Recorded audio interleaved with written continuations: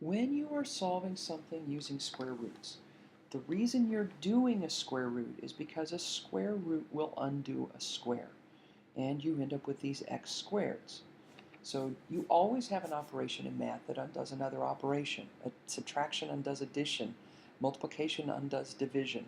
So we have to have something that will undo this square. Now, when you see an x squared, 90+% of the time you should expect to get two answers. The reason you're going to get two answers is because to solve this equation, and I'm going to throw in this extra step, I would have to square root x squared to get just x. And if I square root that side, I have to square root the other side of the equation. But I'm looking at both the positive and negative roots of 144. So my answer ends up being x equals negative 12 and x equals positive 12. And the reason that that works that way is to square something means to multiply it by itself. If I take negative 12 and multiply it by itself, I get 144. If I take positive 12 and multiply it by itself, I also get 144. So this equation says what number or numbers, what sort of values could I multiply by themselves and get an answer of 144? I have two possibilities. Now, I do not want to square root this side first. If I square root x squared minus 25, I have no idea what the answer is. I'm serious, I have no idea what the answer is. I don't square root until I get the thing that's being squared by itself. So the first thing I'm going to do is to add 25 to both sides and get x squared equals 25.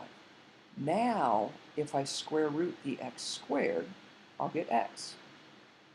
And look at both the positive and negative square roots of 25 gives me x equals negative 5 as one answer and x equals positive 5 as the other answer.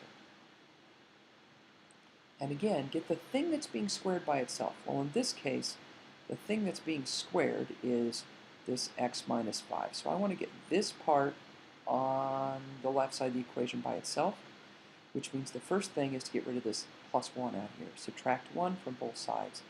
This leaves me x minus 5 quantity squared equals 64. Now I can square root both sides. Don't forget both the positive and negative square root of 64. A square root undoes a square. So when I take the square root and it undoes this square, I'm not left with x, I'm left with x minus 5. And x minus 5 could equal negative 8. Or x minus 5 could also equal positive 8. Now to solve those, add 5 to both sides here, and I get x equals negative 3 as one of my answers. Add 5 to both sides here, x equals positive 13.